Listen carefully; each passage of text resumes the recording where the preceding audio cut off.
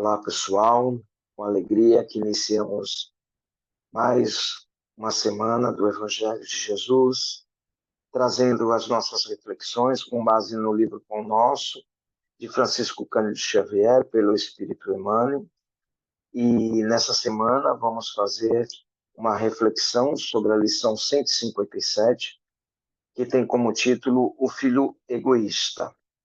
Essa passagem está em Lucas, capítulo 15, versículo 29, e ela traz um trecho de uma das parábolas, e a gente já vai falar um pouco sobre ela.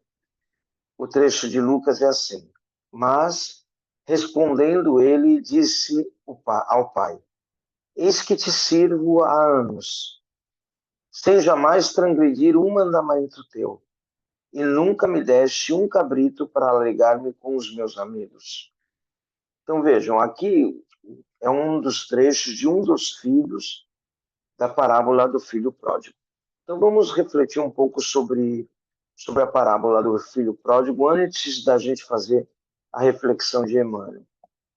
Relembrando essa parábola, que é uma das parábolas do Evangelho de Jesus, né? Jesus em alguns momentos falava por parábolas, que era uma forma de atingir a grande maioria das pessoas da época, e as parábolas tinham conceitos da época, mas que podem ser trazidas até hoje para os nossos dias, porque são muito modernas ainda no seu contexto.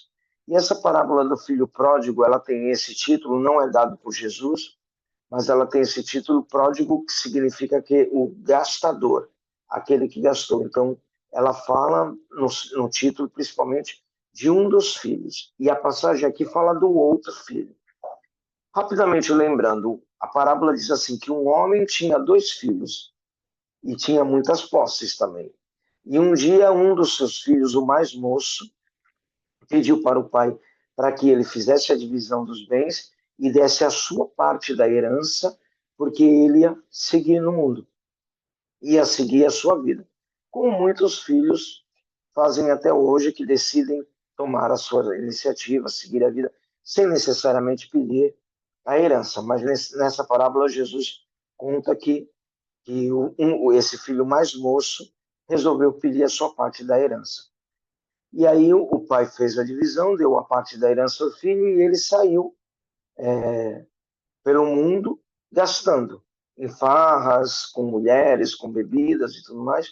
E logo, lógico que em pouco tempo ele tinha gasto toda a sua parte da herança. E aí, com vergonha de retornar para o pai, ele decide pedir emprego onde ele estava, numa cidade distante, e vem a dificuldade nesse período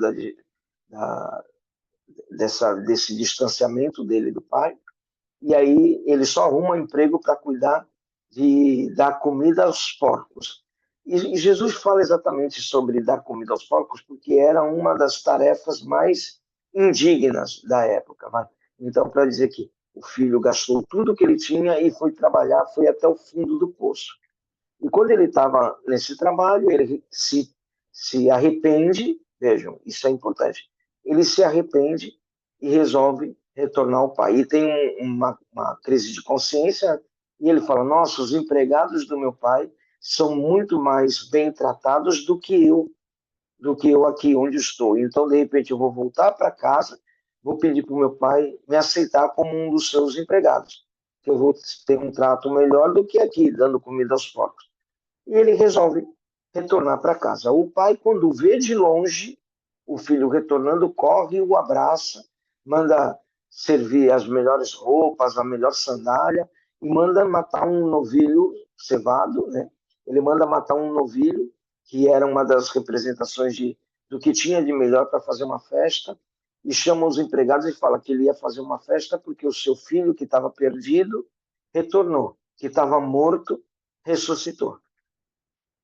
Lembremos que o homem tinha 2 filhos. O filho mais velho, que ficou com o pai, que não, e vendo o filho mais novo ir embora, gastar tudo, ele resolveu continuar com o pai, trabalhando com o pai.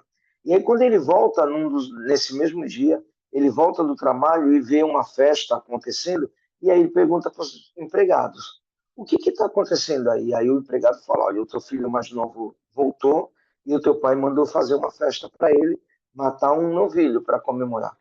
e aí o pai vendo o filho mais velho na porta do salão de festas lá, parado, e não queria entrar para a festa, porque ele ficou indignado, porque o irmão mais novo é, gastou tudo que ele tinha e voltou, e o pai ainda fazia uma festa para ele, e ele tinha ficado ali o tempo todo ajudando o pai. Isso normalmente acontece, esses ciúmes entre irmãos, né? E aí vem a passagem, que aí o filho reivindica ao pai. Vamos lá, mas respondendo, ele disse ao pai: Eis que te sirvo há tantos anos, sem jamais transgredir um mandamento teu, e nunca me deste um cabrito para alegar-me com os meus amigos. E aí, quando ele reivindica isso, o pai fala para ele: Mas tudo que é meu é teu. Você sempre esteve comigo. E pelo fato de você estar comigo, tudo que é meu é teu. Você poderia usar a qualquer momento. Eu não precisava te dar, porque tudo que é meu já te pertence. E essa é a parábola trata mais ou menos assim: um filho na porta, não queria entrar para festejar, e o mais novo lá dentro, aceitando o abraço do pai, até porque ele precisava, né? E fazendo a festa. E a parábola parece que não tem fim, mas o estudo dessa parábola faz parte de uma outra reflexão. Mas vamos, principalmente nesse momento, analisar que o mais velho, que ficou com o pai, começa a reivindicar direitos por ter permanecido o tempo todo ali com o pai. E ele se achava com mais direitos do que o irmão, que tinha ido embora gastando tudo. Essa é a parte principal da parábola, e vamos ver o que Emmanuel analisa para a gente sobre isso. A parábola não representa somente o filho pródigo, o gastador, mas, aguçada a atenção, e encontraremos o filho egoísta, é o mais velho que ficou. O ensinamento velado do mestre demonstra dois extremos da ingratidão filial. Um reside no esbanjamento, o outro na avareza.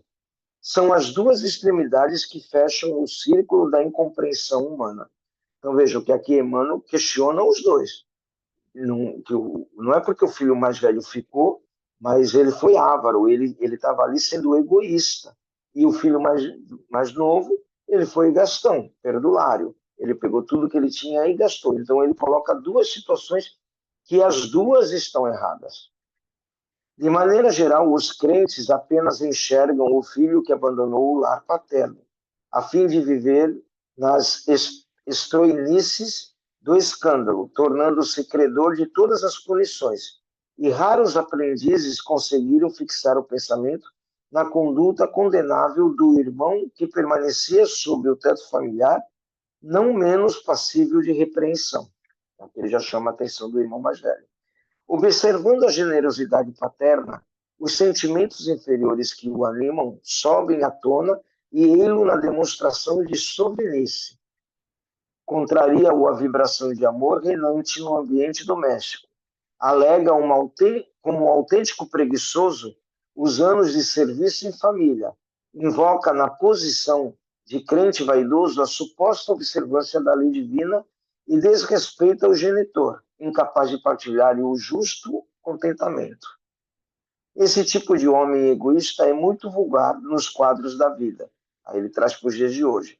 Ante o bem-estar e a alegria dos outros, revolta-se e sofre por meio da secura que o aniquila e do ciúme que o envenena. Lendo a parábola com atenção, ignoramos qual dos filhos é o mais infortunado, e se o pródigo, se o egoísta, mas atrevemos-nos a crer na imensa infidelidade do segundo, porque o primeiro já possuía a bênção do remorso em seu favor. Então aqui Emmanuel conclui chamando a atenção de que não dá para a gente entender qual dos dois tem a pior situação nesse momento. Se é aquele que saiu ou o que ficou. O que ficou se vangloriando de direitos e sendo sovina e mesquinho, e o outro que gastou tudo mais se arrependeu. Essa parábola fala: o pai representa Deus perante a humanidade e dois tipos de seres humanos: aquele que erra e não sabe que errou, e aquele que erra, que reconhece o seu erro e pede perdão. Então, aos olhos aqui de Emmanuel e aos nossos olhos também na reflexão, aquele filho que errou, reconheceu o seu erro e pediu perdão a Deus, ao Pai, e nesse perdão sincero demonstrando uma transformação de comportamentos e pensamentos, ele tem mais mérito do que aquele que ficou com o pai o tempo todo, mas estava só da boca para fora, porque estava sendo egoísta e também de olho nas coisas do pai, mas de uma forma diferente. Então, que nós possamos refletir nessa, nessa passagem da parábola e perceber se em qual das duas situações nós estaríamos mais próximos. E que nas duas nós temos que ter reflexões de perdão a Deus e mudança de comportamento. Esse é o principal. Mudança de pensamentos e principalmente mudança de comportamento.